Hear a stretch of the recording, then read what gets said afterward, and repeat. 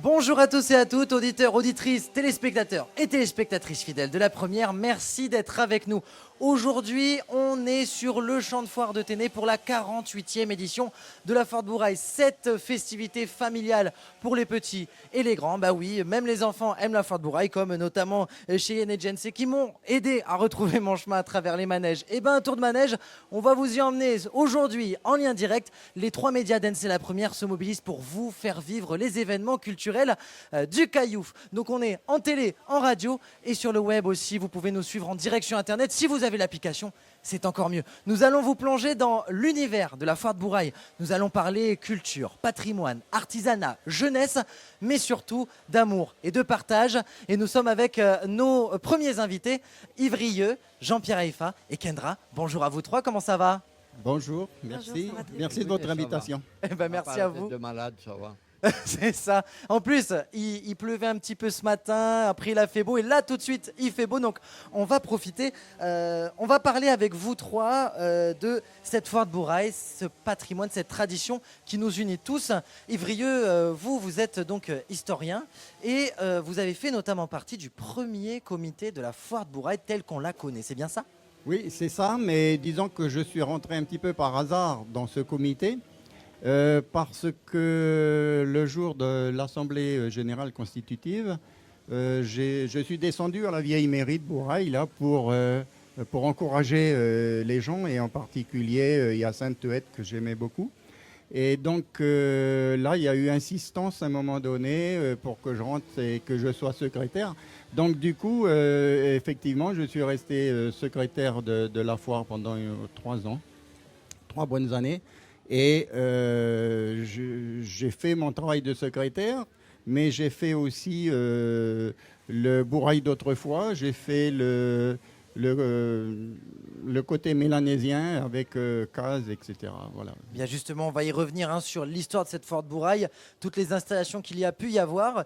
Cette Foire de Bourail, c'est aussi la vitrine de la culture caïdonienne et de la culture broussarde. Toi, Kendra, tu es Miss Bourail, bonjour. Bonjour, Tu vas bien? ça va très bien, merci. Alors merci de nous accorder un petit peu de temps. Toi, tu as donc grandi et vécu toute ta vie à Bourail. Cette Foire de Bourail, elle représente quoi pour toi? Alors déjà, la Foire de Bourail, c'est un moment qui est le plus attendu de l'année pour tous les bourraillers.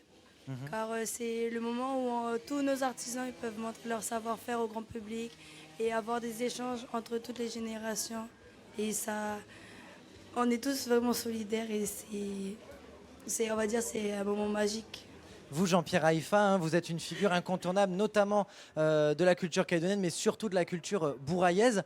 C'est quoi votre premier souvenir de la Foire de Bourail, Jean-Pierre? Dans le micro, s'il Le vous plaît. premier souvenir de la Foire de Bourail, c'est, je dirais, oser.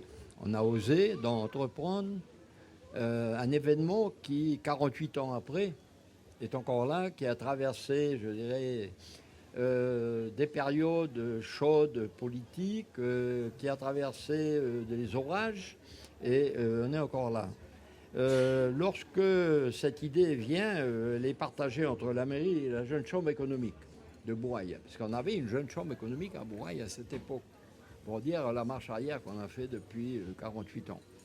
Et c'était pas évident, mais il y avait des souvenirs que l'on portait. C'était le centenaire de la Nouvelle-Calédonie en 1953, Oui. où il y avait ici un très grand rassemblement à Tenay. Et vraiment, on avait mis en valeur notre savoir-faire de l'époque agricole.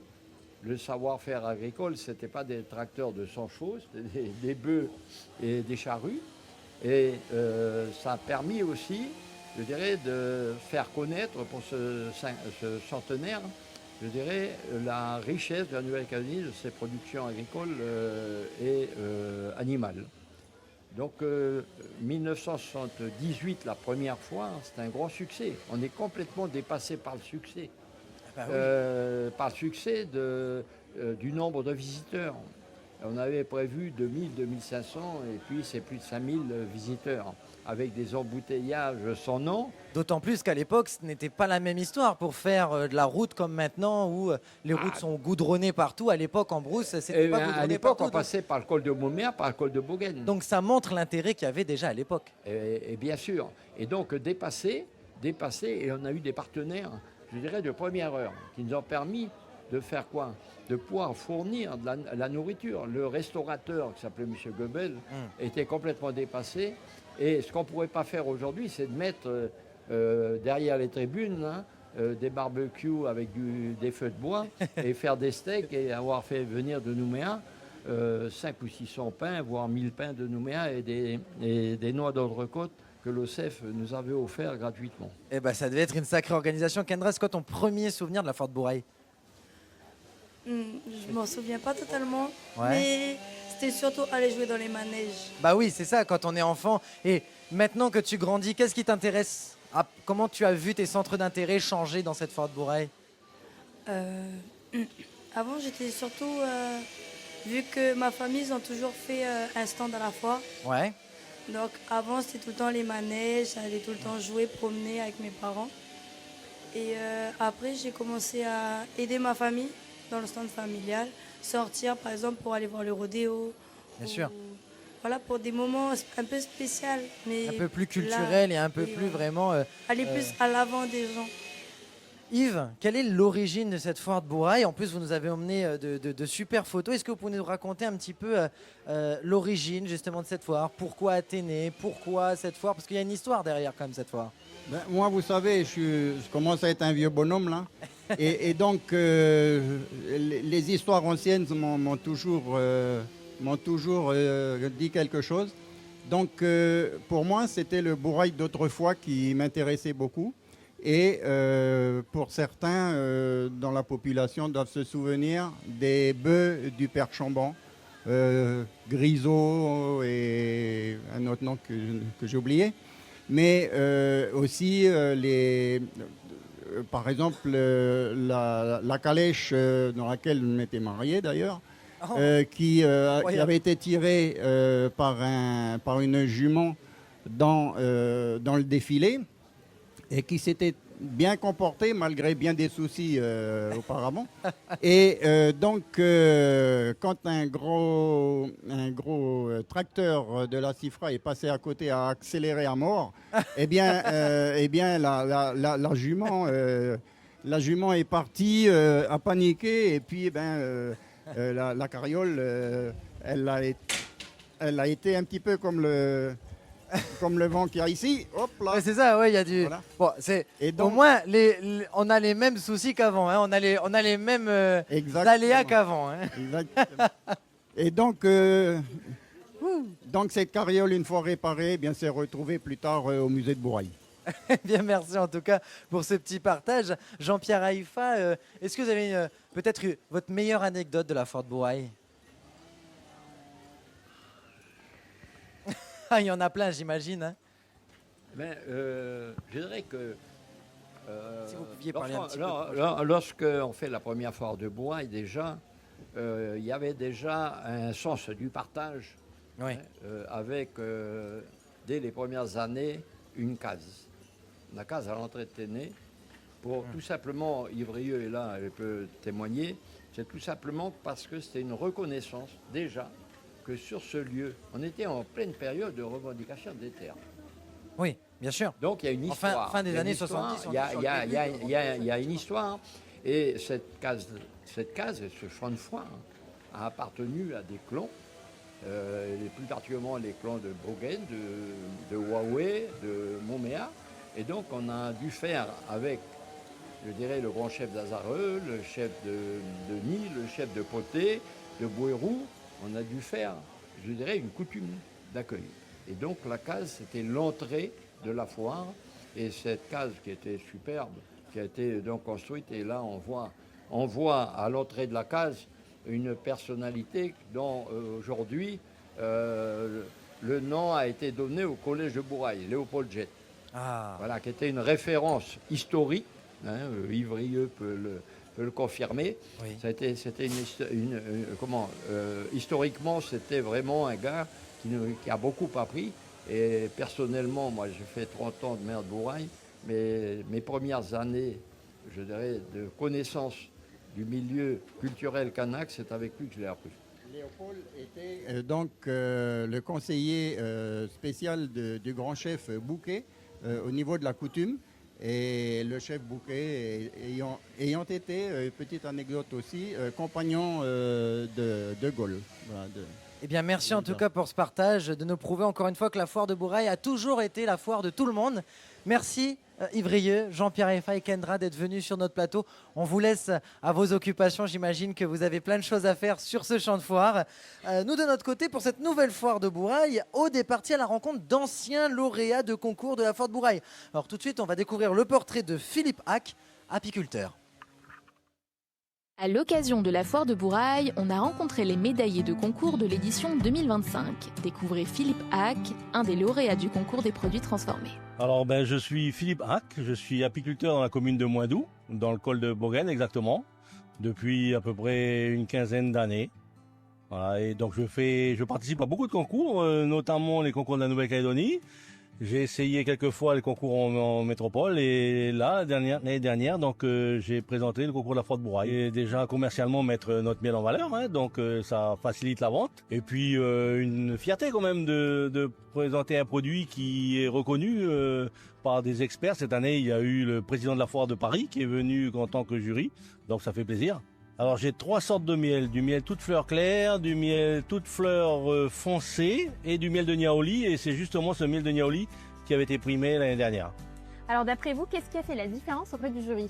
Alors là, question difficile, je pense que c'est l'arôme, la robe, la couleur, voilà. Est-ce que participer à une foire, rencontrer le public, expliquer votre miel, c'est déjà une forme de transmission pour vous? Complètement, on explique notre métier, on éduque aussi les gens à leur dire arrêtez-vous à nos stands, posez-nous des questions. On est là pour vous expliquer, c'est un marché, on n'est pas dans une grande surface. Donc c'est avec plaisir qu'on explique notre métier, pourquoi le miel cristallise, pourquoi ceci, pourquoi cela. Et alors on nous critique beaucoup, notamment sur le prix du miel, que beaucoup de gens le trouvent trop cher. Mais il faut savoir, par exemple, à Wallis et Futuna, un kilo de miel est à 3000 francs. À Tahiti, il a 4000 francs. Et puis, quand on est capable de mettre 5000 francs dans une bouteille d'alcool, je pense que 2000 francs dans une bouteille de miel, c'est normal. Merci beaucoup. Merci. Merci à Aude de nous faire découvrir ou redécouvrir ces visages célèbres de la foire de Bourail. On continue avec nos prochains invités. On va parler vraiment spécialement de cette 48e édition, de l'organisation de ce genre d'événement. On a nos invités qui sont déjà en plateau. On a bien évidemment Enzo Tavergeux que l'on reçoit généralement tous les ans. Enzo, merci de nous accorder chaque année un petit peu de votre temps. Et nous avons donc Damien. C'est bien ça. Damien, bonjour à vous deux. Bonjour. Bonjour. Vous allez bien ? Ben, ça va, on court partout, mais ça va. C'est ça, effectivement. Alors, normalement, Claude va nous rejoindre, un exposant phare de la foire de Bourail. Enzo Tavergeux, vous êtes membre du comité d'organisation de la foire de Bourail, vice-président si je ne me trompe pas, mais vous êtes aussi aviculteur, aviculteur, c'est-à-dire tout ce qui est poules, volailles. Alors, et vous, Damien, vous venez représenter l'association de prévention routière pour cette 48e édition. Enzo, quels ont été les défis de cette année ? Alors pour cette 48e édition, comme vous le savez, au mois de janvier, on avait subi un gros incendie sur nos locaux qui a détruit malheureusement 90% de notre matériel électrique. Donc ça, il a fallu le recommander. C'est un matériel très technique aux normes européennes, donc qui vient d'Allemagne. Donc ça nous a coûté donc un certain montant, mais surtout il fallait le temps d'acheminement. On connaît aujourd'hui les difficultés en Nouvelle-Calédonie pour se fournir en matériel. Donc on était très inquiets que ça n'arrive pas. C'est arrivé à temps, heureusement. Et au-delà de ça, ensuite, oui, une organisation quand même vraiment... on est reparti à zéro. On a perdu nos archives, on a perdu nos bureaux, on a perdu 48 ans d'histoire. Donc il a fallu se débrouiller avec ce qu'on avait. Mais avec beaucoup de résilience et beaucoup de bonne volonté, aujourd'hui, on peut offrir cette magnifique édition calédonienne. C'est le miracle de la foire de Bourail, finalement, une foire de Bourail placée sous le signe d'une bonne étoile. Vous, Damien, justement, vous représentez ce signe de bonne étoile sur le champ de foire, puisque ce genre d'événement, c'est aussi l'occasion de faire de la prévention et de former, de sensibiliser. Vous êtes sur tout ce qui est prévention routière. Est-ce que vous pouvez nous présenter un petit peu votre association, Damien ? Ouais, merci beaucoup. Ce sera aussi l'occasion tout de suite de remercier le comité de foire qui nous fait bénéficier d'un emplacement gratuitement pour la 6e année consécutive. C'est une chance pour nous d'avoir une telle vitrine que la foire de Bourail et autant de Calédoniens présents pour pouvoir parler de notre sujet qui est la prévention routière et qui concerne absolument toute la Calédonie. Donc l'objet principal de notre présence, c'est de pouvoir faire de la prévention sur la ceinture de sécurité, raison pour laquelle on vient accompagner notre simulateur de choc frontal, qui est un atelier qui a en plus le mérite d'attirer quand même pas mal de visiteurs. Pour le côté un petit peu spectaculaire de l'expérience. C'est ça, et un deuxième atelier autour des dangers de l'alcool au volant, où on portait des lunettes qui vont modifier leur vision comme s'ils étaient sous l'effet de l'empire de l'alcool, et des petits parcours de proprioception sur ces thématiques-là. Et on vient d'accueillir justement un des exposants phares de la foire de Bourail, un visage qu'on connaît, que l'on ne présente plus, c'est Claude qui travaille le cuir. Bonjour Claude, comment ça va?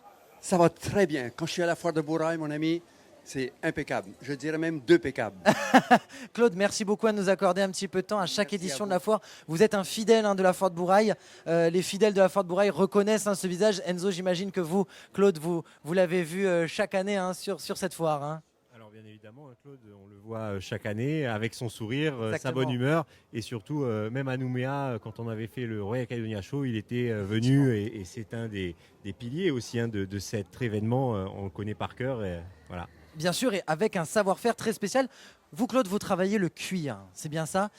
Et ce qui vous tient à cœur, c'est surtout la transmission de savoir, c'est bien ça? Oui, exactement.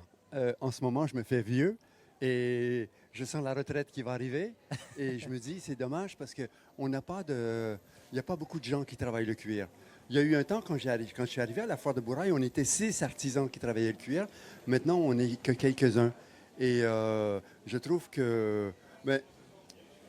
moi, j'invite les gens, les jeunes surtout, à apprendre à travailler, que ce soit le cuir ou d'autres trucs, mais apprendre à travailler avec leurs mains.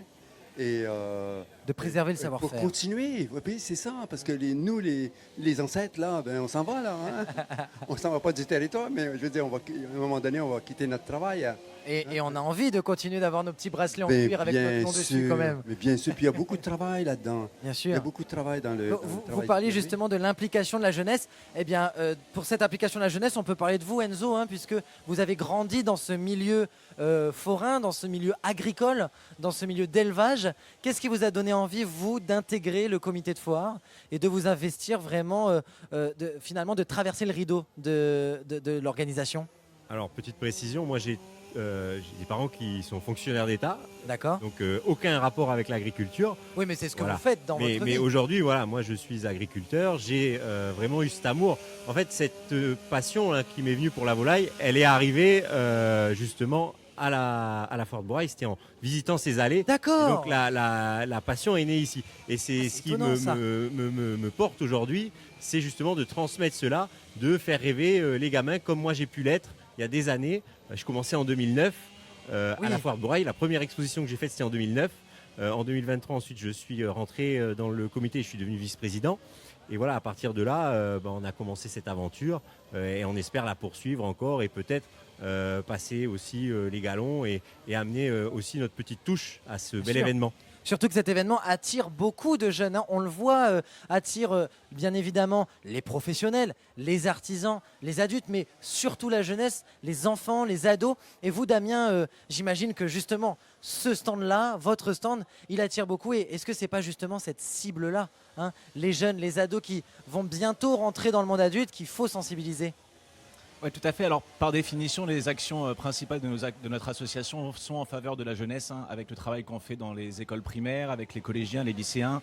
Et effectivement, on a beaucoup de visiteurs qui sont attirés par le simulateur de choc frontal qui a un petit peu des airs de manège gratuit. Effectivement, donc c'est vrai que ça les attire un petit peu en premier chef pour cette raison-là. Et puis après, c'est l'occasion, une fois qu'ils sont passés, de faire de la sensibilisation et qu'ils se rendent compte que le port de la ceinture est vraiment indispensable.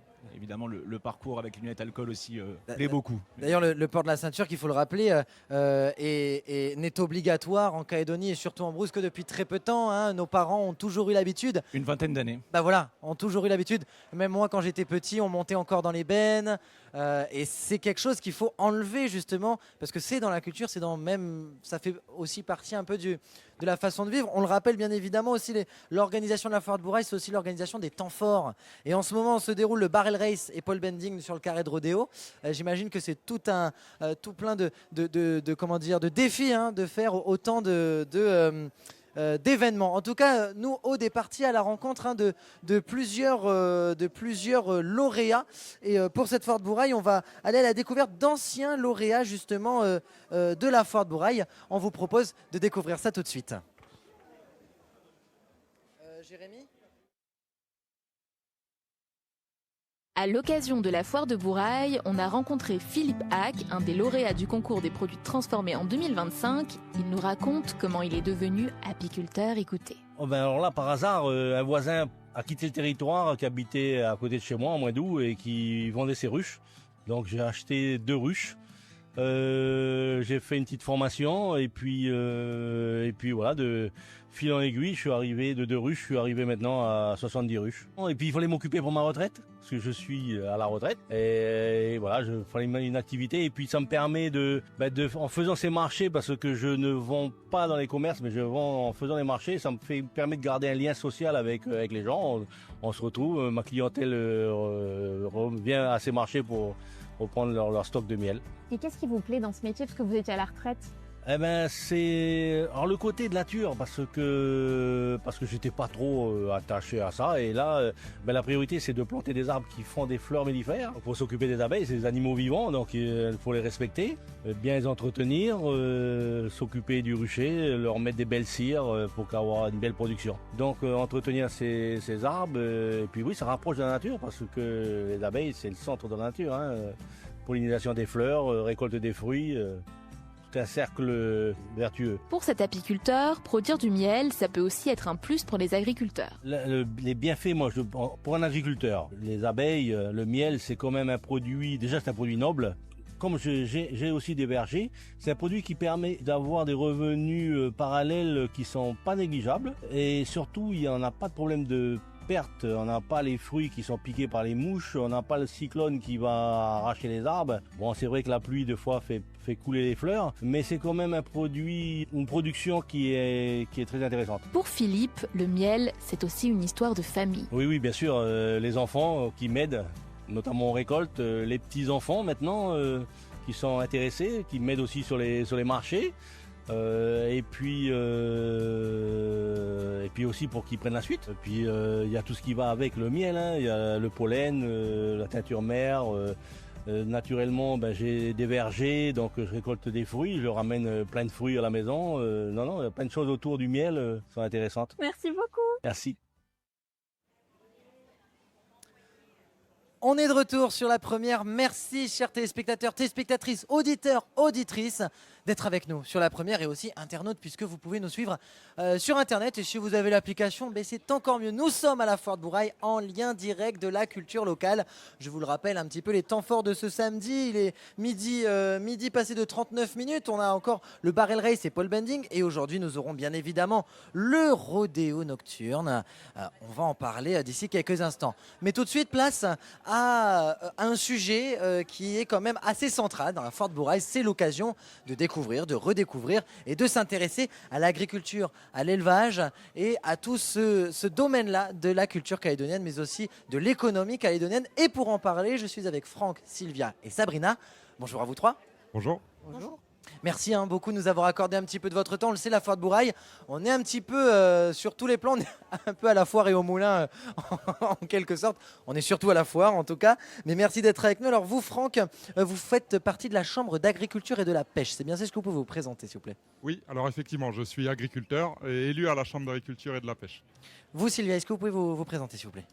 Alors moi, je suis directrice de la Technopole, qui est en fait une structure qui met la science et le développement expérimental au service des acteurs, que sont les agriculteurs, les services techniques des provinces, les start-up, etc. Voilà. Et vous, Sabrina, vous venez nous représenter. Bienvenue à la ferme. Voilà, donc je suis l'animatrice du réseau Bienvenue à la ferme en Nouvelle-Calédonie, service de la Chambre d'agriculture et de la pêche également. Donc on est vraiment sur tout ce secteur-là en tout cas. Alors, quel est le quotidien des agriculteurs et des éleveurs locaux, en tout cas de ce que vous pouvez nous en parler? Aujourd'hui, où est-ce qu'on en est en termes d'agriculture? Où en est l'agriculture locale? Alors, l'agriculture locale, son rôle, c'est d'alimenter les Calédoniens. Donc on a des ressortissants qui tous les jours œuvrent à produire, à amener des productions sur le marché pour alimenter la population calédonienne en produits de qualité. Et où elle en est aujourd'hui, malheureusement, comme tout secteur d'activité économique en Nouvelle-Calédonie, elle souffre un petit peu du marasme économique actuel. Mais on a des gens qui sont résilients, qui s'organisent et qui continuent à travailler. Et qui tente aussi de réinventer ce système. Et c'est bien la cause, enfin la raison de votre présence, Sylvia et Sabrina, aujourd'hui sur ce plateau. Comment est-ce qu'on pourrait réinventer cette agriculture, cet élevage, pour qu'il soit un petit peu plus durable et pour qu'il soit aussi tout simplement plus adapté à notre vie quotidienne et au monde d'aujourd'hui? En fait, on met des expérimentations en place pour répondre en fait aux défis à la fois en fait de l'agriculture durable, de l'aquaculture durable, mais également aux défis du changement climatique. Par exemple, bien sûr, on va faire des essais. Là, on travaille avec l'IAC notamment sur la recherche de tarots résistants au sel, parce que vous avez bien compris que si on a des changements climatiques, on peut avoir aussi des remontées en fait, de sel, etc. Donc voilà, on va essayer d'aider. On va travailler aussi sur un développement durable de la crevetticulture, avec une amélioration des techniques. En fait, on est vraiment dans de l'amélioration de techniques, dans l'amélioration en fait vraiment de tous les aspects techniques, c'est-à-dire depuis la semence, les engrais, la nutrition, etc. Et jusqu'à en fait après potentiellement la production et surtout la transformation à un moment donné, parce qu'il va falloir quand même qu'on en parle. On en avait parlé aussi avec la Chambre d'agriculture hier. Totalement. Donc la science au service de l'agriculture et de l'élevage. Et si l'avenir de ce secteur reposait aussi dans l'intérêt que les gens ont de ce secteur, et c'est bien le but de Bienvenue à la ferme. Sabrina, vous nous proposez de découvrir le tourisme agricole. Voilà, c'est aussi donc, une des solutions aujourd'hui, c'est la diversification. Donc le réseau Bienvenue à la ferme, ce sont à la base des agriculteurs et des éleveurs qui ouvrent leur ferme au public et qui proposent de se diversifier et qui proposent justement de découvrir les prestations à la ferme. Donc c'est du gîte, de la table d'hôte, des ventes de produits fermiers, des visites à la ferme. Donc qu'on soit éleveur ou agriculteur, on peut intégrer le réseau Bienvenue à la ferme et c'est un complément de revenus notamment. Vous, Franck, en tant qu'agriculteur, qu'est-ce que vous pensez de ça, d'accueillir des gens justement de faire découvrir vraiment à un public plus large une exploitation agricole? Clairement, le réseau Bienvenue à la ferme, c'est la vitrine de nos agriculteurs. Donc tout le monde n'a pas cette capacité de recevoir du public. Mais en tout cas, je pense qu'il y a une vraie attente vis-à-vis des consommateurs de pouvoir être hébergés ou partager un repas avec nos ressortissants via le réseau Bienvenue à la ferme. Donc il est vraiment très important pour nous. Sylvia, vous nous parliez du Technopôle qui travaille justement avec les éleveurs et avec les agriculteurs. Sur quel secteur vous travaillez le plus? Quel est le secteur vraiment de prédilection du Technopôle? En fait, on a deux systèmes. On a à la fois on fait des expérimentations sur des stations expérimentales qui existent sur l'ensemble de la Nouvelle-Calédonie, et à la fois on va travailler avec des agriculteurs. Alors on travaille sur 8 filières. 4 au niveau terrestre, 4 au niveau mer en fait.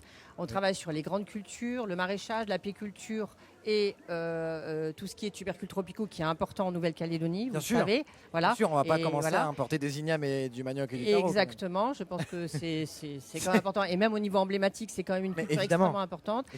Et la Technopôle conserve 400 variétés en fait, des 4 tubercules tropicaux.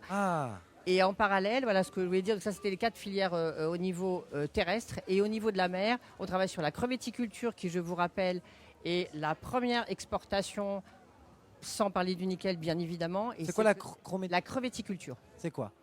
C'est l'élevage de crevettes. Ah d'accord, ah bah oui, bien sûr, Viticulture, effectivement. On travaille sur la pisciculture aussi, Bien sûr. on travaille avec le GFA là-dessus. La parce que- pisciculture qui est donc Voilà, l'élevage de et poissons. on produit en fait par exemple des picoréiers qu'on va mettre dans les bassins de crevettes pour permettre en fait de faire de la co-culture. Et une donc symbiose on est entre- vraiment dans. Et après, on travaille aussi sur les microalgues qui peuvent avoir une valorisation importante en Nouvelle-Calédonie et sur la pêche où on crée en fait, on élabore des outils d'aide à la décision. Et par rapport à ce que tu viens de dire Clément, on est aussi dans une démarche de diversification de filières. Et ça, on va travailler avec un ensemble d'agriculteurs, avec la Chambre. Et ça, c'est important parce que, comme on le disait, il y a effectivement l'agrotourisme, mais la diversification de filières. Il y a aussi, par exemple, le riz. Oui. Vous savez qu'il y a quelques années, il y a 2-3 ans, il y a eu de la production de riz calédonien Oui. qui venait en fait des expérimentations qui ont été faites avec la Technopole. Et on va vraiment ouvrir le champ des possibles. Et c'est dans ce sens-là qu'on peut apporter des solutions concrètes sur de la diversification et sur de l'adaptation au changement climatique. C'est un secteur en fait qui nécessite vraiment un travail d'équipe. On parle beaucoup d'autosuffisance alimentaire, de cet objectif ou utopie selon vous. Quels sont les enjeux justement et comment dire, les limites à quoi on doit faire face dans cette autosuffisance alimentaire? Quelles sont les limites? Clairement, l'autosuffisance alimentaire, ça doit être un objectif. C'est un objectif pour plusieurs raisons. C'est que déjà, c'est une sécurisation. On est dans un monde plein d'incertitudes aujourd'hui. On le voit avec les différentes crises Autant climatique, économique, bien sûr. Voilà, politique également. On voit les blocages qu'il peut y avoir ces derniers temps. Donc se sécuriser au niveau alimentaire, c'est un choix stratégique qui est nécessaire. Mais c'est aussi développer une économie locale. Un produit local versus un produit importé, c'est 4 fois plus d'emplois. Et c'est aussi en termes de qualité, maîtriser quelque part la qualité de notre alimentation. Aujourd'hui, on a en Nouvelle-Calédonie des problèmes de santé publique qui sont en partie dus à une mauvaise alimentation. Et donc, développer une agriculture calédonienne de qualité permet de répondre à tous ces objectifs-là. Bien sûr, moins de produits transformés, plus de produits locaux et frais.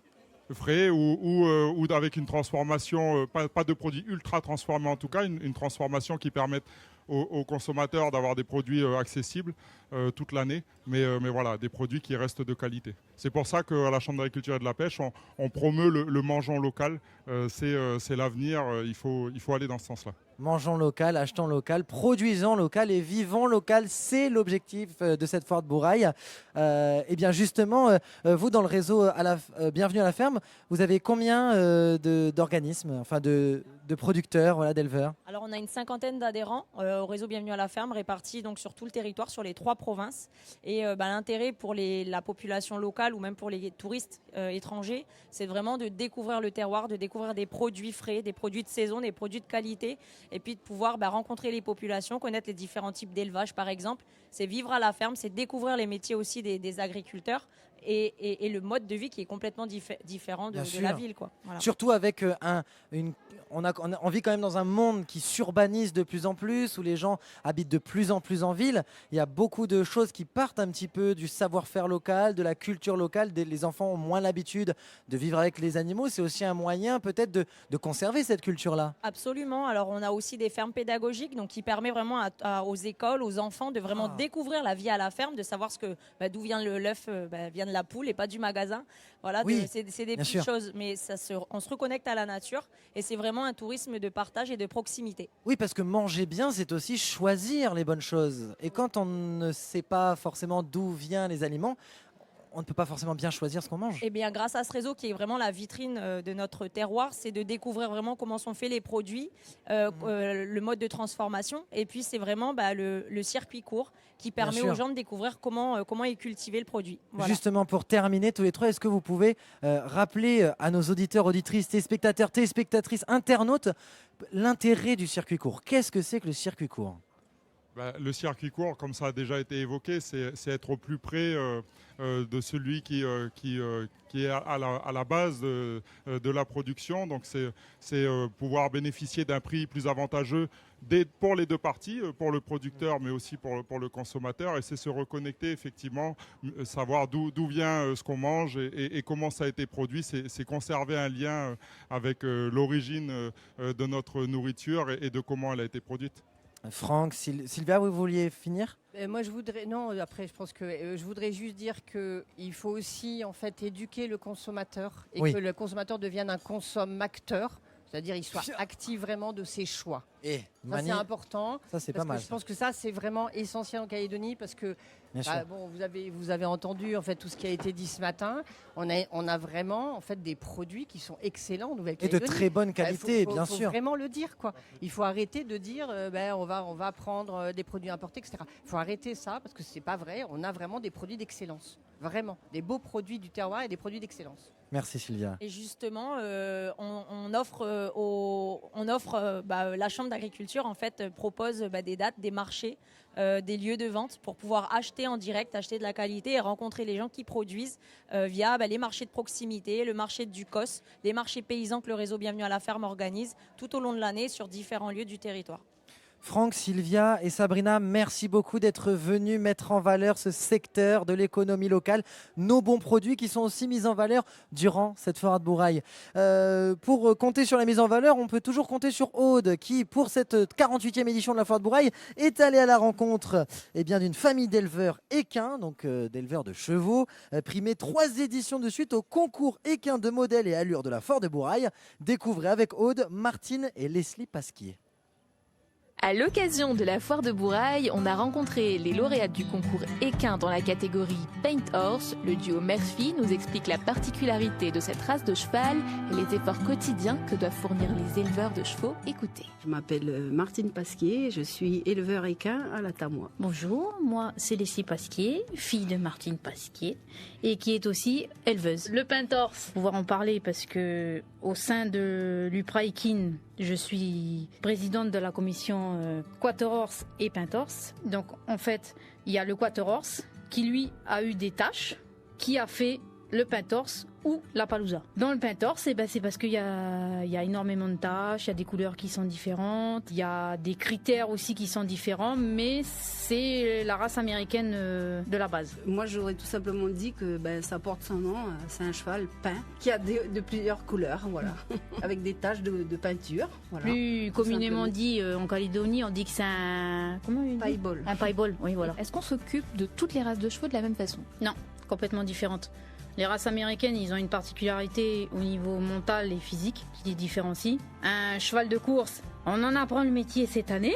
On en a depuis des années, mais cette année, on apprend vraiment à dissocier le cheval de course. Et après, c'est sûr que mes parents ont eu des chevaux de sport qui, eux aussi, sont complètement différents. Quand je parle des chevaux de sport, je parle des chevaux d'obstacles, de dressage, voilà. Vous vous occupez des chevaux toute l'année, est-ce que ça vous demande des sacrifices ? Ah oui, on peut en parler parce que un cheval c'est H24, c'est du matin au soir. C'est les week-ends ou les vacances, c'est permis, mais il faut que tu aies au moins quelqu'un qui vienne gérer ta période de vacances où toi t'es pas là. Mais un animal, tout animal, un chien, un chat, un cheval, des vaches, ce que tu veux, c'est la H24. Présence, ça demande énormément de présence. Super, et merci mesdames. De rien, merci.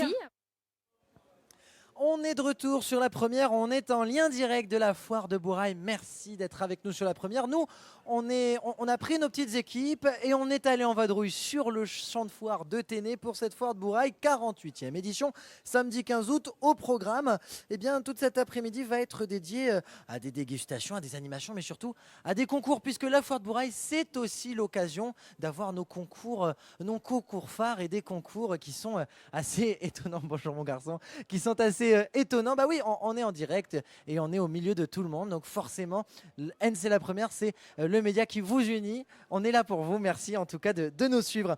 Nous sommes avec donc Renaud, Kylian et Adeline. Bonjour à vous trois. Bonjour. Bonjour. Vous allez bien ? Très bien. Très bien, merci beaucoup d'être avec nous. Alors, vous allez vous présenter tour à tour parce que vous allez voir qu'on a de sacrés représentants. Adeline, vous venez représenter un concours dont on a l'habitude, un concours phare de la foire de Bourail parce que autant on vient à la foire de Bourail pour découvrir nos produits, pour monter sur des taureaux, mais on vient aussi pour larguer sa claquette le plus loin possible. Sans mauvais jeu de mots, bien sûr. Adeline, vous représentez donc bien sûr le lancer de claquette. Bonjour à vous. Oui, bonjour. Alors, comment ça se passe le lancer de claquette ? Alors, le lancer de claquette, comme vous avez dit, on largue la claquette. Mais en fait, c'est pas aussi simple que ça parce que c'est pas n'importe quel modèle de claquette. Ah. Et déjà, c'est une claquette locale. D'accord. Avec la grosse semelle. Avec la grosse semelle, Voilà. elle doit être rouge Ah. et être de la bonne pointure 44-45. Pourquoi? Pour qu'on puisse homologuer le record, puisque c'est comme ça que ça a été déposé D'accord. au comité, voilà. quoi. Au comité de. Au comité. Depuis combien de temps on a ce lancer de claquettes sur la Alors, foire? on a lancé cette opération pour fêter les 50 ans de l'OCEF D'accord. il y a 13 ans. Il y a 13 ans. Donc ça fait 13 ans consécutifs qu'il y a ce lancer de claquettes. On a peut-être un record du lancer de claquettes? Alors, le record, c'est 60 mètres et je crois qu'il date de la première édition. 60 mètres? Oui. Il faut le lancer fort, la claquette, là. Faut lancer très fort, mais on dirait qu'on a un candidat à Oui, côté on qui a un bras. un copain assez costaud qui est avec nous, c'est Kylian. Bonjour Kylian. Bonjour. Tu vas bien? Oui, je vais très bien. Alors Kylian, il a 17 ans et il est champion de France d'une discipline. Attention, est-ce que tu peux le dire toi-même, s'il te plaît? Je suis champion de France de bras de fer sportif. Eh bien, on te croit, Kylian. On veut bien y croire. Alors, tu es lauréat de ce championnat depuis quelle année? Depuis cette année-là, 2026, D'accord. en mars. Ok, tu es allé en France? Oui, avec mon coach, la présidente de mon club et puis des collègues sportifs. Eh bien justement, on va y revenir juste après. Un autre concours connu de la foire de Bourail, c'est bien évidemment le concours de bûcheronnage. Et pour nous en parler, nous sommes avec Renaud. Bonjour Renaud. Bonjour. Ça va bien? Ouais, très bien, très très bien. C'est Alors. un concours depuis 2007. D'accord. Donc, c'est un concours qui est là depuis très très longtemps et qui répond parfaitement à l'ambiance de Bourail, à l'ambiance aussi calédonienne. Hein. Donc c'est une vieille participation, on est super fiers d'y être, que ce soit du Cosquinquerie ou d'ailleurs, pourquoi style? Parce que ce sont des gens qui sont connus dans le monde entier, donc ils ont amené cette fameuse expertise du bûcheronnage, parce qu'ils en font partout dans le monde. Donc ils nous ont amené cette expertise et ce savoir-faire et les vraies règles, puisque le concours qui a lieu, qui reprend à 13h, c'est sur les règles internationales. Les règles internationales, bah oui, ne vous y méprenez pas, ce ne sont pas juste des petits concours insolites, ce sont des concours qui sont vraiment réglementés. Justement, comment est-ce que ça se passe, la préparation physique à de tels concours, chacun votre tour? Alors je pense qu'en ce qui concerne, parce qu'il y a essentiellement des bourraillers qui participent au concours de bûcheronnage, c'est dans leur sang, disons qu'on va dire, ils savent déplacer des masses, ils savent frapper très fort. La tronçonneuse fait partie du kit du broussard, il me semble. Effectivement. Et cette année, on a des gens qui sont venus de Nouméa, mais ce sont des gens qui travaillent déjà dans les espaces jardins verts et dans les lagages, donc ils ont cette expérience-là. D'accord, ça fait quand même, il faut quand même avoir un certain mode de vie, quoi. Oui. Ça fait partie d'un lifestyle. On va dire que c'est sûr que le champion du monde du bûcheronnage, qui était jusqu'à présent de Nouvelle-Zélande, ou d'ailleurs des Canadiens, c'est pas des gens qui sont nés des bobos parisiens ou autre chose. Non, Oui, c'est des gens qui vivent déjà dans la forêt. Donc vous faites bûcheronnage, tronçonneuse et hache. Et hache. C'est-à-dire qu'en Calédonie, il y a deux épreuves, parce que normalement, il y a deux types d'outils. Il y en a beaucoup plus à l'international, mais on fait tronçonneuse et hache. Voilà. Kylian, comment on se prépare justement à un concours de bras de fer? Déjà, toi, qu'est-ce qui t'a donné envie? Quand est-ce que tu as capté que tu étais quand même assez fort, assez caïd au bras de fer? Tout a commencé au collège, les petits bras de fer pour s'amuser entre copains. Bien sûr. Et ensuite, j'ai découvert le sport pendant des journées d'initiation. Les clubs du Mont d'Or, ils sortent, ils ouvrent leurs portes et on vient tester leur discipline. Et j'ai découvert qu'au Mont d'Or, il y avait un club de bras de fer. Et ça m'a beaucoup plu. Et ça fait combien de temps du coup que tu pratiques en club? Ça va faire 2 ans et demi que je pratique du bras de fer. Et c'est quand même, tu comprends que c'est quand même assez étonnant de savoir ça, un club de bras de fer. Il y a des entraînements, comment ça se passe au quotidien? Ton quotidien, comment il se passe? Alors le quotidien, c'est tous les mardis et jeudis, on se retrouve dans notre salle. Donc il y a vraiment des exercices spécifiques dans cette discipline avec des poignées spécifiques au bras de fer, des exercices et la technique aussi. C'est vraiment un sport très technique, on ne se rend pas compte. Ouais. Et ça demande quand même de la discipline. Il y a beaucoup de concentration aussi, j'imagine. C'est beaucoup aussi mental, psychologique, le bras de fer, non? Oui, c'est aussi, ça joue sur le mental aussi. D'accord. Et le bras de fer, ça travaille pas que le bras, en fait, ça travaille vraiment tout le corps. Des doigts jusqu'aux pieds. Parce qu'il y a du gainage, beaucoup de gainage, j'imagine. Beaucoup de gainage, oui. Renforcement et puis travail sur table pour travailler la technique. Mais donc toi, ça fait 2 ans que tu fais du bras de fer et tu es déjà champion de France. Oui. Quelles sont tes ambitions en tant que... Repartir en France l'année prochaine et être sélectionné en équipe de France pour faire les championnats d'Europe. D'accord. Et peut-être les championnats du monde aussi. Un jeune ambitieux qui a beaucoup de choses à nous montrer. Alors, vous, Adeline, vous nous représentez donc le lancer de claquettes. Est-ce que c'est aussi minutieux ou est-ce qu'on est un petit peu plus sur quelque chose de léger et d'amusant? Parce qu'on a l'habitude, on a tendance à penser que c'est un peu plus amusant, mais est-ce que c'est le cas ou pas? Déjà, je vais devoir reconnaître que je ne suis pas moi-même une championne, contrairement à mon voisin. Et je ne sais pas si je vais vous donner mes trucs, parce que c'est pas sûr que ça marche pour vous. Mais on peut quand même dire que ce n'est pas que technique et que ce n'est pas que du bras. Il y a aussi beaucoup de tactique et de contexte et d'environnement, notamment le vent qui est assez présent aujourd'hui sur le champ de foire et il va falloir faire avec cet après-midi pour essayer de battre les records. Donc il y a une question aussi de calcul, un peu du vent, quoi. Tout à fait, puisque toute claquette qui sort du périmètre n'est plus acceptée. Et vous avez donc, j'imagine, des lanceurs et des lanceuses de claquettes fidèles? On a des lanceurs et des lanceuses de claquettes fidèles et on a aussi des lanceurs et lanceuses de claquettes officiels qui ont promis de venir s'affronter aussi cet après-midi. Et les Miss, normalement, viennent lancer la claquette et je crois que le président de la foire a prévu aussi de relever le défi et d'affronter d'autres VIP. Mais peut-être que je passerai faire un tour parce que vous savez, Adeline, je suis un sacré largueur de claquettes. Donc, on va voir si j'arrive à larguer la claquette le plus loin possible. Kylian, toi, tu penses la claquette, tu peux la larguer jusqu'à où là? Jusqu'à Puebo chez moi. Ah, t'es un frère de Puebo? Oui, voilà. Ah, super. Et vous alors, Renaud? Non, pas très loin. Vous non? Non, je pense vous n'allez pas chercher trop loin, vous? Non, je vais pas chercher trop loin. Vous larguez la claquette devant, quoi. Ouais, exactement. Je sais qu'il y a des professionnels de la claquette, donc ça sert à rien de se démettre l'épaule sur un malentendu. Et Adeline, vous comptez peut-être faire un petit tour du côté du bûcheronnage? Oui, bien sûr, ça fait partie effectivement des concours phares et je sais que j'ai des producteurs de pommes de terre qui sont des fans de la discipline. Oui, parce qu'effectivement, c'est un concours lancé par l'OCEF, c'est bien ça? Non, le bûcheronnage. Non, cette claquette. Les claquettes, oui, on a remis ça au goût du jour pour fêter nos 50 ans. Surtout que ce lancer de claquette a quand même une double connotation entre larguer la claquette et aussi lancer la claquette. C'est-à-dire souvent c'est des mamans qui lancent très très bien la claquette, on va pas se mentir. Renaud, vous voyez tout à l'heure, quand vous avez vu Kylian arriver, vous avez dit qu'il devrait passer faire un petit tour du côté du bûcheronnage. Et ce que vous nous disiez tout à l'heure, c'est qu'au final, le bûcheronnage, ce n'est pas qu'une question de force brute, c'est aussi une question de technique. Exactement, de toute façon, il dépend. Pour la hache, clairement, il y a une question de masse. Donc c'est vrai que je disais à Kylian qu'il était parfait pour fendre des bûches, parce qu'il faut avoir une certaine puissance. Bien sûr. Par contre, en ce qui concerne les autres épreuves qui vont être certaines coupes, certaines choses, il y a la technique, parce que de toute façon, ils dépendent d'un outil, d'une machine. Et donc, si on ne maîtrise pas bien la machine et si on n'a pas l'habitude d'utiliser toutes ces machines, c'est vrai qu'on sera moins performant. Les garçons qui les utilisent, ils les utilisent depuis des années, ils les utilisent continuellement au travail. Donc, c'est vrai qu'ils savent utiliser les machines. Par contre, Kylian, je pense qu'il pourrait faire un excellent bûcheron pur.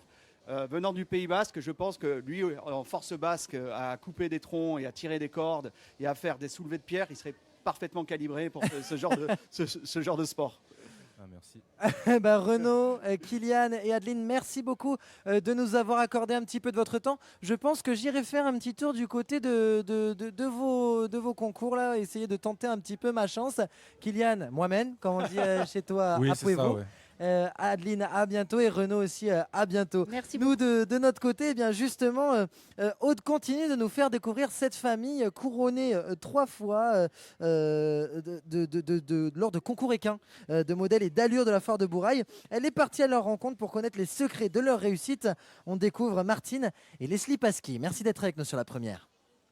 À l'occasion de la foire de Bourail, on a rencontré les lauréates du concours équin 3 éditions de suite dans la catégorie Paint Horse avec la même pouliche. Leslie et Martine nous expliquent le parcours de leur super championne Moufette. Écoutez. En fait, Moufette, je peux en parler parce que je l'ai vue naître. Elle est plus qu'elle naît dans mes bras. Et petite, je peux le dire, petite quand elle est née, quand je l'ai vue, je m'étais dit qu'est-ce que c'est que ce truc moche qu'est-ce que c'est que ça? Qu'est-ce qui s'est passé? Et puis plus elle grandissait, à 1 an, sur cette période-là, j'avais pas fait de foire de Bourail, donc c'était pour la période 2021. Et puis en 2022, elle prenait 2 ans. Et je l'ai rentrée dans le box et je me suis dit, pourquoi pas, on va aller faire une foire de Bourail. Arrivé à la foire, j'ai vu en fait, quand on l'a amenée sur le ring, je l'ai amenée sur le ring, et en fait, cette jument, elle s'est comportée que quand elle a posé le pied sur le ring en se disant, regardez-moi, je suis là pour la gagne.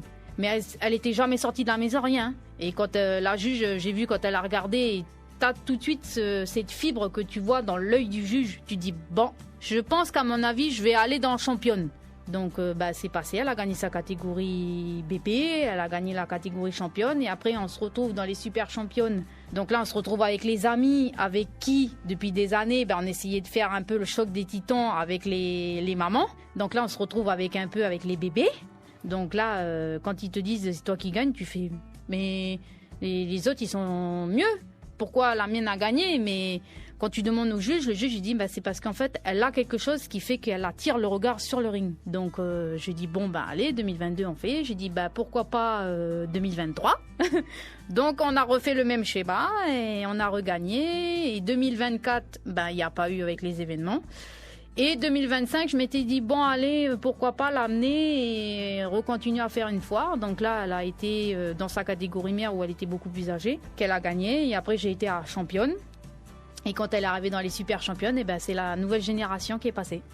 Mais j'ai été heureuse d'avoir amené ma jument jusqu'au titre de super championne, en sachant qu'en 2023, j'avais fait la foire de Bourail et la foire de Koumak où elle a gagné aussi. Sur une année, on peut faire Bourail et Koumak et tu peux gagner en tant que super championne. Quand tu as ton cheval qui gagne et à chaque fois tu retournes toujours sur les foires et on te dit oui, mais toi, ta jument, elle fait que gagner. J'ai dit oui, mais c'est pas de ma faute, c'est le juge qui décide. Et comme les juges sont différents à chaque fois, ça ne fait que prouver la qualité de l'animal en fait. Ça prouve la qualité. Super, et merci mesdames. De rien, merci. On est de retour sur la première. Merci d'être avec nous. Que vous nous suiviez en radio ou que vous nous regardiez à la télé ou à travers le web, merci de nous choisir. On est en lien direct de la foire de Bourail. La première se mobilise et mobilise tous ses moyens, tous ses médias pour vous faire vivre, mesdames, messieurs, l'événement comme si vous y étiez. Alors, on est sur le champ de foire de Téné pour cette 48e édition. Et au programme de ce samedi, l'événement incontournable, c'est évidemment le rodéo. Hier soir a eu lieu l'élection Miss Foire de Bourail. On va en parler sur ce plateau avec nos 3 invités. On a Mariella, Valérie et Mayra. Bonjour à vous 3. Bonjour. Vous allez bien? Très bien, merci. Ah oui, ça y est, le soleil s'est levé. Il pleuvait un petit peu ce matin. Donc là, C'est juste pour enlever la poussière. Voilà, c'est ça. C'était juste pour faire un petit coup de frais. Alors, merci en tout cas d'être avec nous sur le plateau. Mariella, vous, on ne vous présente plus quand on parle de rodéo. Hein? Ouais, non. Ça fait combien de temps que vous en faites? Ça fait quelques années, on va dire. Vous avez commencé à peu près quoi? Il y a 2-3 ans quand vous veniez d'avoir 18 ans, quelque chose comme ça, il me semble. C'est ça. Ah oui, je veux bien. Je veux bien qu'on le dise comme ça. Vous, Valérie, quel est votre rôle sur la foire de Bourail? Parce que vous avez plusieurs casquettes, Valérie. Oui, tout à fait. Donc, ça fait 2 ans que j'ai intégré le comité de foire de Bourail. Alors, aujourd'hui, je suis trésorière adjointe au sein du comité de foire de Bourail. Et également l'organisatrice de l'élection de Miss Bourail et Miss du comité de foire de Bourail d'abord. Voilà, depuis 2 ans également. Et justement, on parle de ça. La voici, la Miss Foire de Bourail qui a tout juste élu hier soir, hein, si je ne me trompe pas. Mayra, bonjour. Bonjour. Ça va, t'es contente? Oui, très. Comment ça s'est passé alors l'élection? Alors, j'imagine que pour toi, c'est bien passé. Mais quel ressenti tu as sur cette élection, sur tout le trajet que tu as parcouru pour cette élection? Ça m'a permis d'apprendre beaucoup de choses. Et puis maintenant, je suis heureuse. Je ne m'y attendais pas. Alors, je suis fière aujourd'hui d'être là pour représenter notre belle commune qui est Bourail. Valérie, vous avez donc accompagné toutes ces jeunes filles à travers l'élection. Comment ça se passe, l'encadrement de toute cette petite équipe? Alors, c'est 6 semaines intenses, 6 semaines où on va commencer par recruter les candidates. Ensuite, il y a le choix des musiques, le choix des chorégraphies.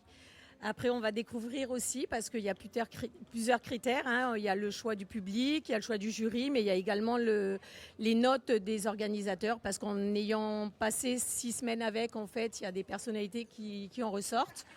Il y a Ouais. les comportements, il y a le respect, on prend vraiment plein de choses en compte.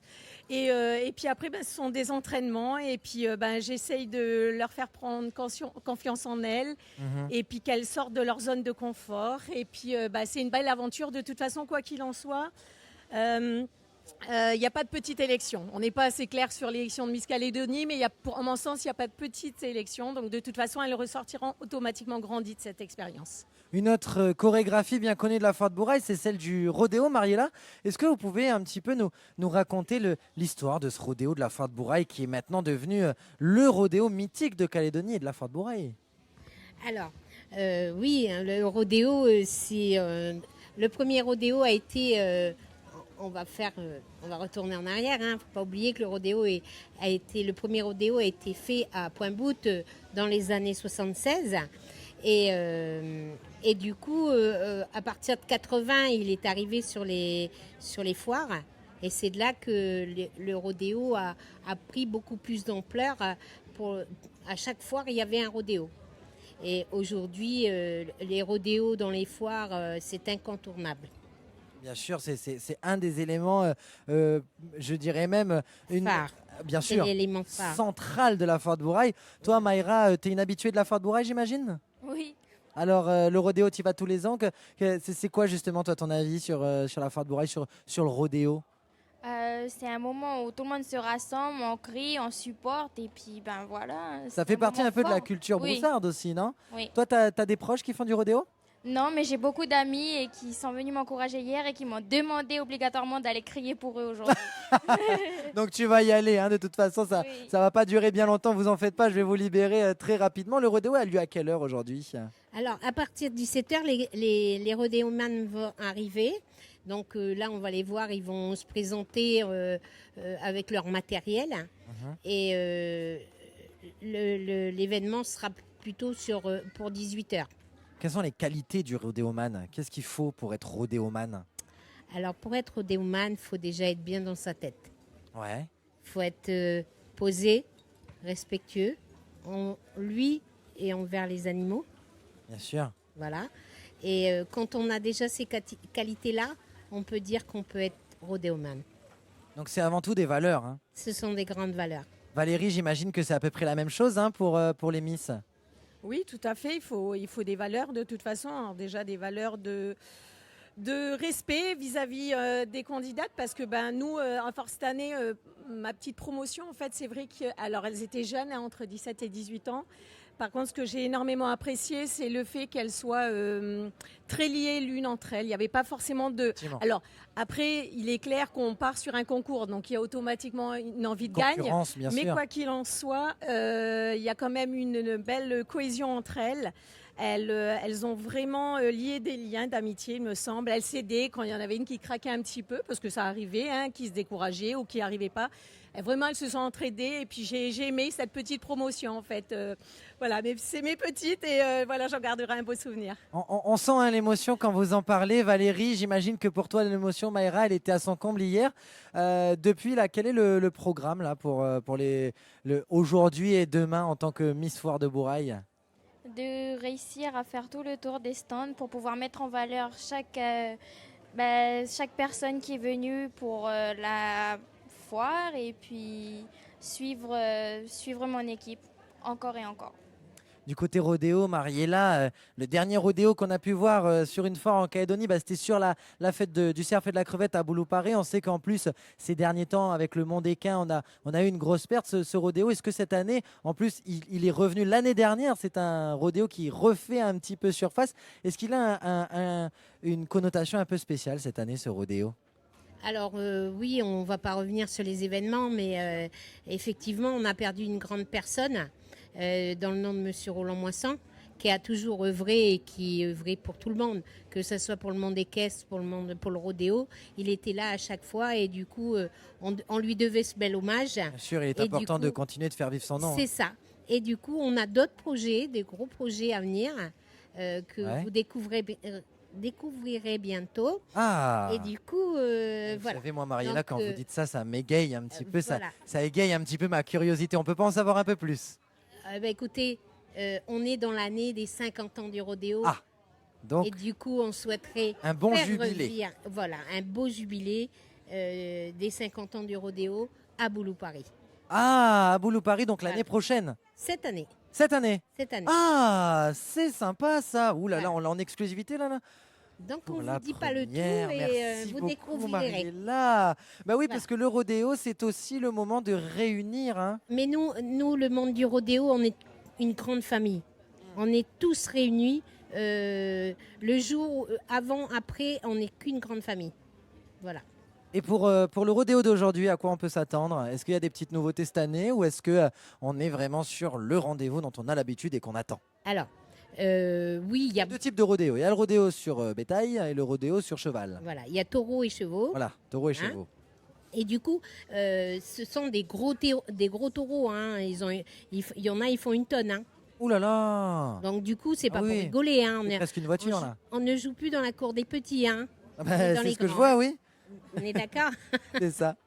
Et du coup, ils aiment. Ils en réclament. Et du coup, j'ai même trop de demandes sur taureau par rapport aux chevaux. Ah! Ouais. Bah, peut-être l'occasion d'en avoir un Et, petit peu plus pour le jubilé alors. C'est ça. Et ce qui fait plaisir, c'est qu'il y a beaucoup de jeunes. Oui.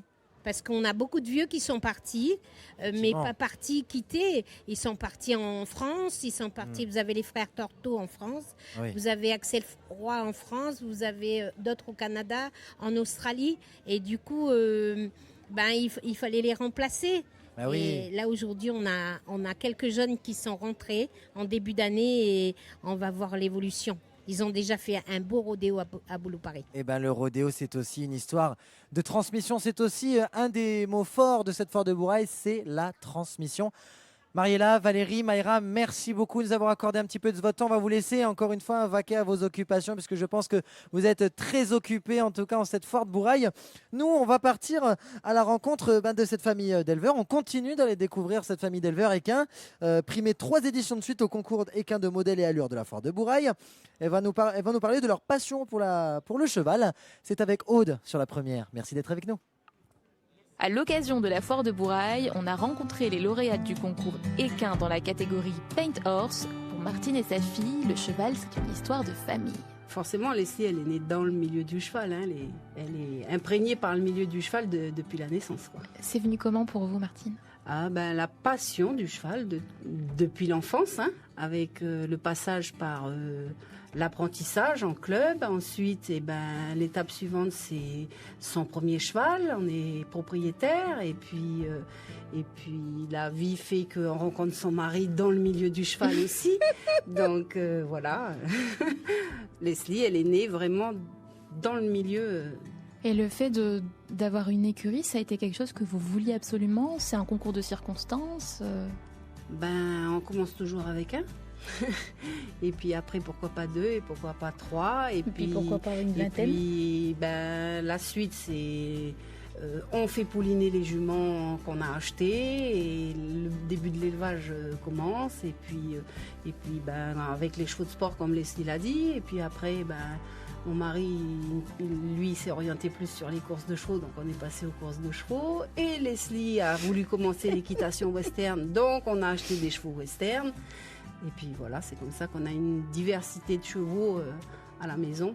Et puis avec un service de prestation de pension de chevaux aussi, donc des chevaux de clients en gardiennage et tout ça, ça fait beaucoup de chevaux. Je pense qu'on est avec le virus. Hein. C'est ça s'explique pas, c'est pas... c'est comment dire, c'est pas un matin, tu es dans ton lit, tu vas dire je vais devenir éleveur. C'est déjà ancré, je pense, en toi, où tu as déjà ce feeling qui fait que tu as cette passion qui est déjà... une attirance pour cet animal, en fait. C'est ça. Super, et merci mesdames. De rien, merci. On est de retour en lien direct de la foire de Bourail. Merci d'être avec nous. La première se mobilise et mobilise ces 3 médias pour vous faire vivre l'événement comme si vous y étiez. On est en direct du champ de foire de Ténè pour cette 48e édition. Place maintenant aux artisans, les fidèles de la foire, ceux pour qui vous faites le déplacement chaque année. Bien évidemment, nous sommes avec nos artisans locaux du territoire. Nous avons Alban, Naomi et Suzanne. Bonjour à vous 3. Salut, bonsoir. Bonjour Naomi. Bonjour. Et bonjour Alban. Bonjour. Alors, Suzanne, Suzanne, Enrique. Ariké, On ne vous présente plus, hein. Vous faites partie des fidèles de la foire de Bourail. C'est votre combienième édition là C'est la 48e. Voilà, tout simplement. Rien d'autre à dire. Rien à dire. Vous avez fait chaque foire de Bourail? Oui, j'étais exposant en bête. Ensuite, j'ai fait des confitures pendant des années. Ensuite, j'ai fait la cuisine. Et puis maintenant, je reviens à mon cerf et mes confitures. Que vous produisez vous-même et on va en revenir oui. parce que vous avez été primée. Naomi, toi tu es un des nouveaux visages de cette foire de Bourail. C'est ta première foire il me semble, première foire de Bourail? Ma deuxième foire de Bourail et Deuxième j'ai fait le Royal Show aussi. D'accord, ah oui donc 3. finalement ça fait 3 ans. Hein. Qu'est-ce que tu nous proposes comme type de produit? Moi je fabrique des bijoux fantaisie en acier inoxydable avec des pierres semi-précieuses, des perles d'eau douce et des perles de Tahiti. Et vous, Alban, vous venez représenter le savoir-faire culturel de la sculpture. Alban Henriquet. Non. Vous venez justement représenter aussi la culture de Wawilou, c'est bien ça? Oui, c'est bien ça. Alors, vous êtes sur le champ de foire depuis combien de temps? Est-ce que vous pouvez nous raconter un petit peu là ce que vous faites? On est sur le chantier depuis il y a déjà 2 semaines de ça. D'accord. On a fait une résidence sur la tribu de Bouilou. De Bouilou, oui. De Bouilou avec tous les frères de Maori. Ils sont venus partager aussi leur savoir-faire aussi au niveau culturel. Voilà, puis très content d'avoir partagé ce moment avec eux aussi. Eh ben merci de venir partager ça avec nous, Alban. On va parler un petit peu du monde de l'artisanat. C'est bien parce qu'on a quand même 3 facettes du monde artisan. Suzanne, vous qui êtes quand même dans le monde artisan depuis bien longtemps maintenant, depuis presque 50 ans quasiment. Oui. Quelles évolutions vous avez vues dans cette foire de Bourail? Au départ, c'était un peu une grande kermesse. Ouais. Et puis, on a continué à améliorer. Et maintenant, on devient officiel un petit peu. C'est-à-dire qu'on commence à s'appliquer pour être à la hauteur du monde extérieur. Et les évolutions là, que vous avez vues même dans le monde des artisans, parce que faut le rappeler, le monde forain calédonien, c'est une grande famille. Et vous finissez aussi... Vous qui êtes là depuis longtemps, vous avez vu des nouveaux visages, des visages s'en aller aussi. J'imagine que c'est toujours un rendez-vous que vous attendez, la foire de Bourail. Ah, c'est sûr, on attend ça avec impatience. Au départ, on était des jeunes, maintenant on commence à être des vieux crottons, mais les vieux crottons sont toujours là. C'est ça. Et bien justement, vous parlez de la jeunesse, Naomi, toi qui es une jeune entrepreneuse, est-ce que tu peux nous raconter un petit peu ton parcours, quel âge tu as, d'où tu viens, qu'est-ce qui t'a poussé à te lancer dans ce milieu-là? Alors j'ai 20 ans, j'ai eu 20 ans cette année, j'ai commencé du coup à 18 ans en fait, dès que j'étais majeure, j'ai pris ma patente.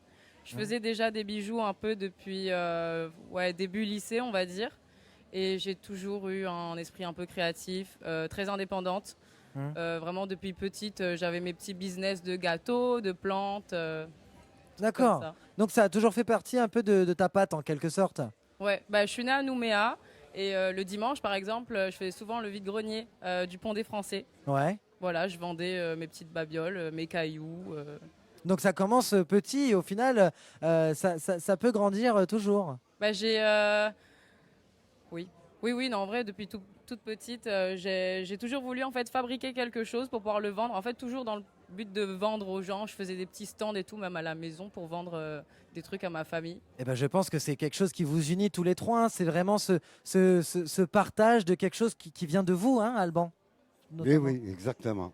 La sculpture, comment vous avez découvert la sculpture? La sculpture, ça m'est venu un jour comme ça, sans même savoir que j'allais faire de la sculpture, quoi. Ouais. Alors là, puis je l'ai découvert moi-même. On a travaillé un petit morceau de bois. Je me suis découvert que je pouvais travailler le bois, faire de la sculpture. Voilà.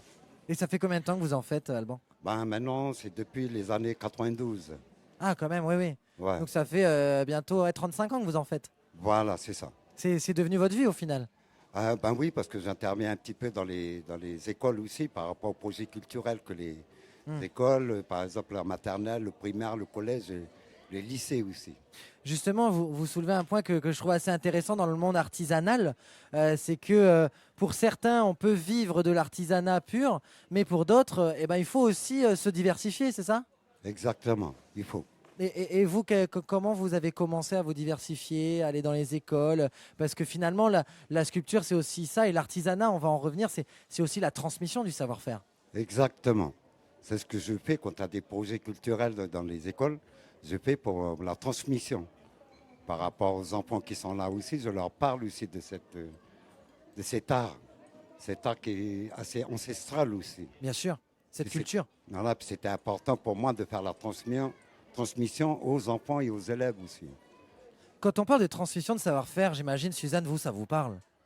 Ça me parle énormément, mais j'aimerais bien qu'on s'initie un peu plus et puis qu'on s'enlève la fourchette et puis qu'on avance. Parce que certains des jeunes n'avancent pas. Ah bon, vous trouvez qu'il y a un désintérêt des jeunes c'est pas leur truc, ça. Se réveiller, bonne heure, ou aller à la fumée pour mettre le saucisson dans le fumoir, c'est pas leur truc, ça.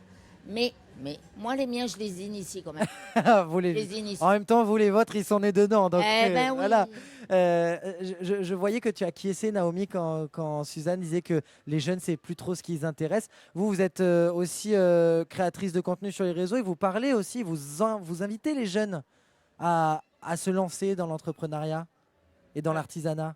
Je les pousse pas forcément parce que je pense que l'entrepreneuriat, c'est pas fait pour tout le monde. Il y a plein de gens qui n'ont pas forcément les épaules, entre guillemets, le caractère. C'est pas péjoratif, c'est pas négatif, c'est juste que comment expliquer, oui, c'est un mode de vie spécial. Oui, on peut pas pousser les gens à travailler plus pour être son. Tu parlais, pardon. Oui, bien sûr. Tu parlais des jeunes, des intérêts, etc. par rapport à l'artisanat, même le travail en général. Sur les réseaux sociaux, on voit beaucoup que les jeunes, la Gen Z, les jeunes de 20, 25 ans, ils n'ont pas envie de travailler. Oui, c'est vrai. Oui, je vois ce que tu veux dire. Alors que le monde de l'entrepreneuriat, on a l'impression qu'on travaille même. En fait, c'est travailler plus, être entrepreneur. Les gens, ils pensent que on travaille, je sais pas, à Bali, au bord d'une piscine, sur un ordinateur et tout. C'est ce qu'ils montrent sur les réseaux sociaux. Du coup, les gens ont l'impression que l'entrepreneuriat, c'est ça. On ouvre son entreprise, on ouvre son business, et puis après, on est en vacances, on a plein d'argent, on fait le tour du monde. Mais pas du tout. Je pense qu'il faut quand même des années de travail très dur, intense, du matin au soir, pour pouvoir avoir ce train de vie-là. Et encore, il y a des gens qui ont beau travailler et qui n'arrivent pas à atteindre en fonction de l'activité, je pense. Vous, Suzanne, vous avez l'air bien d'accord, parce que vous, en tout cas, ce travail, vous le faites, puisque, en plus, mais ce travail, pour vous, il paye en plus, parce que vous venez... Ça me rend bien, parce que les gens sont satisfaits de ce que je fais. Vous pouvez parler un tout petit peu, voilà, merci. Gaël. Les gens sont satisfaits de ce que je fais, et puis, comme c'est moi qui transforme Eto, c'est concluant pour moi, parce que je mets mon amour dans ce que je fais, là. Et l'amour paye, puisque cette année, vous avez été récompensé, oui. Une médaille d'or du meilleur jambon de cerf. Et ça, je pense qu'on peut l'applaudir. En tout cas, merci. On peut tous applaudir sur le plateau de Danser la première, quand même. Merci. Oui. En tout cas, Alban, Naomi et Suzanne, merci beaucoup d'être venus sur le plateau nous parler de votre amour pour l'artisanat, de cet investissement, puisque c'est vous qui faites vivre aussi, c'est surtout vous qui faites vivre cette foire de Bourail. On vient tous les ans pour découvrir votre savoir-faire, votre produit, et pour aussi vous faire vivre, puisque c'est ce genre d'événements, c'est aussi les événements qui font vivre nos artisans locaux, notre savoir-faire, notre culture. C'est eux les gardiens de tout ça. Merci. Suzanne, Gara, Alban, Gara et Naomi, à bientôt. Bon courage, Gara. Et comme on est à Bourail, on parle le haro. Ici, on dit amen. À bientôt. Merci beaucoup. On se quitte en musique avant de retrouver la jeunesse du territoire pour notre dernier plateau. Merci d'être avec nous.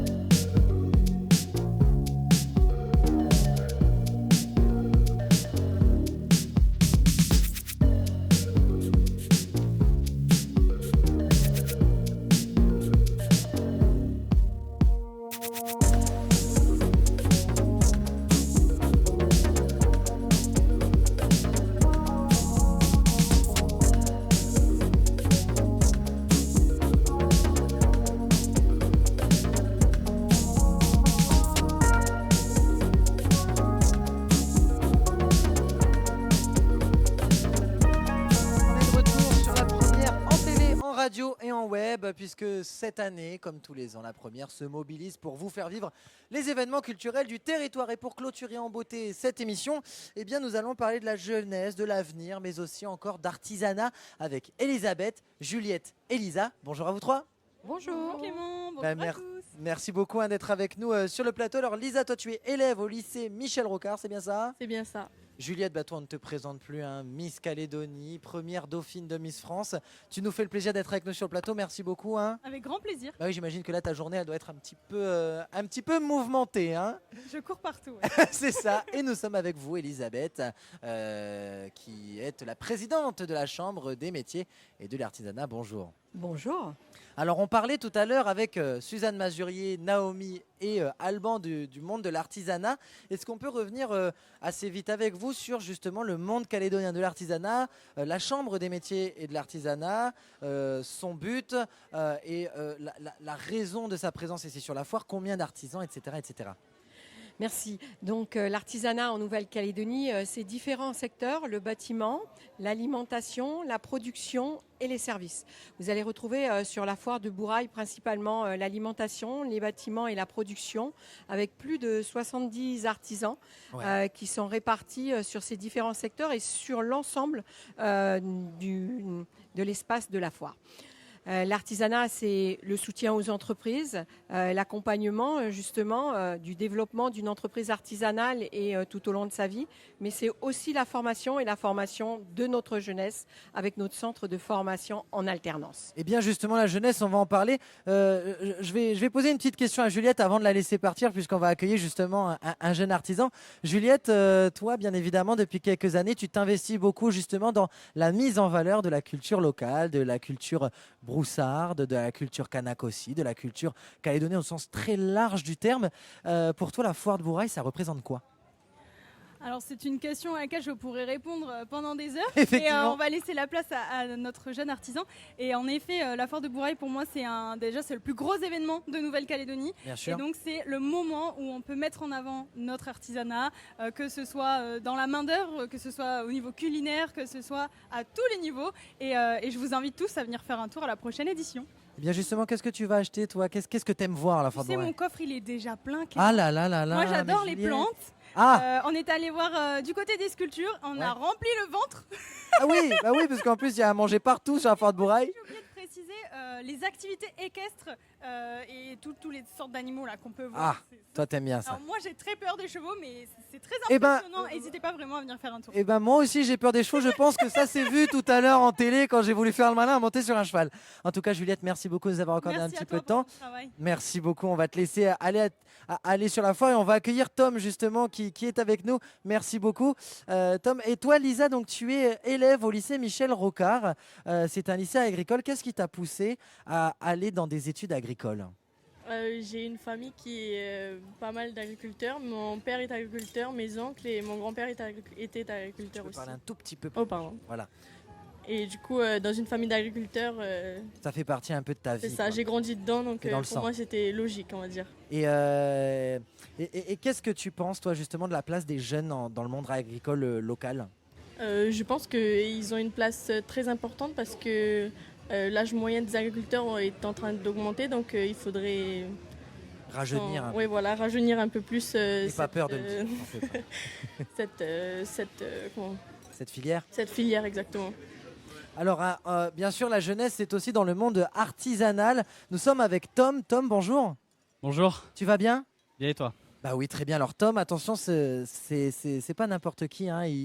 Il travaille avec sa maman, il fait donc des charcuteries. Et Tom, toi, tu es un jeune passionné de charcuterie.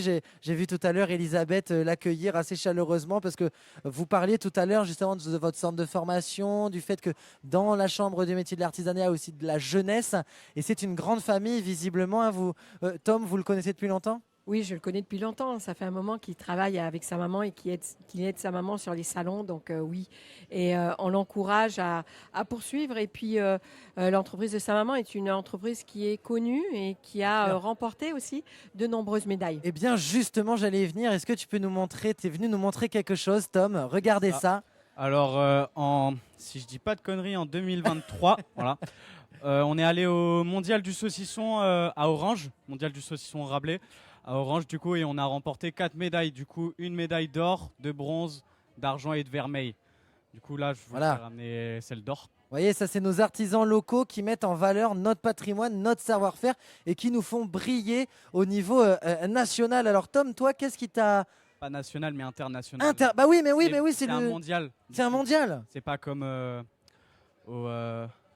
Paris. Oui, à l'exposition, bien sûr. Non, c'est vrai, c'est ceux qui nous font briller à l'international et au niveau mondial. Tom, toi, qu'est-ce qui t'a fait découvrir ce monde de la charcuterie? Parce que toi, tu es passionné depuis petit, en fait.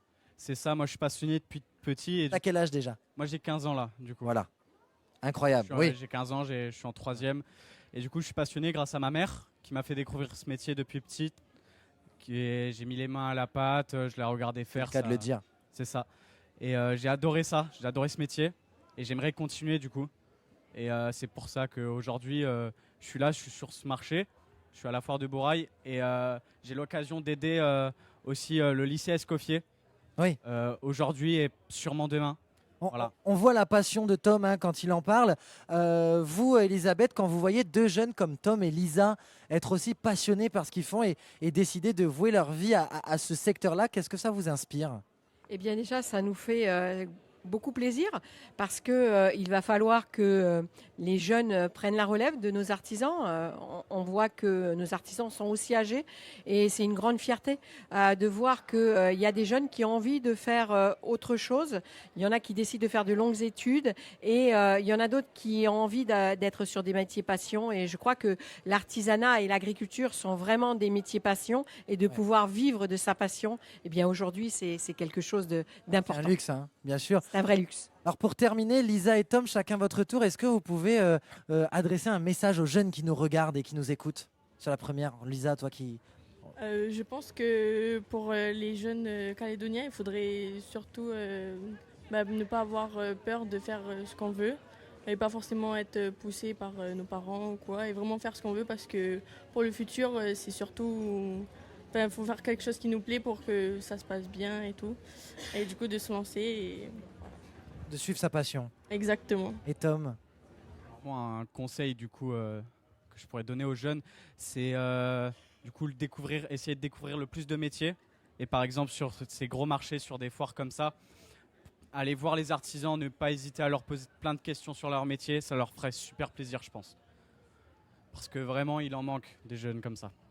Merci beaucoup, c'était très inspirant. Merci Lisa, merci Tom et merci Elisabeth d'être venue. Un petit mot peut-être, Elisabeth, pour terminer? Oui, je crois que Tom est le meilleur ambassadeur de l'artisanat aujourd'hui puisqu'il donne conseil à d'autres jeunes. Eh bien oui, venez découvrir les métiers artisanaux, échanger avec nos artisans et puis peut-être que vous trouverez votre métier passion de demain. Merci. Et sur ces belles paroles que nous allons terminer ce lien direct.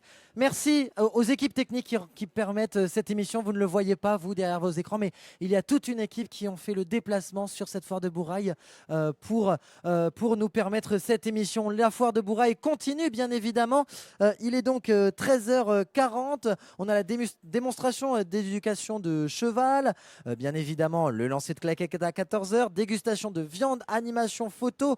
On a également la tombe de mouton à 15h. Ouh là là là là là, ça fait plaisir. À 15h30, le dégustation du lycée Escoffier. Un spectacle équestre également. Et bien évidemment, à 17h, le rodéo nocturne. Merci de nous suivre sur la première. Encore une fois, merci à toutes les équipes techniques. Merci aux caméramans, aux preneurs de son, aux chefs opérateurs, à toutes les personnes de la réalisation, de la production, à toutes celles et ceux qui permettent cette émission. Merci aux invités et merci à vous, chers téléspectateurs, téléspectatrices, auditeurs et auditrices, de faire vibrer notre antenne. On vous souhaite une très belle fin de journée, une très bonne foire de Bourail, un bon week-end et à la prochaine.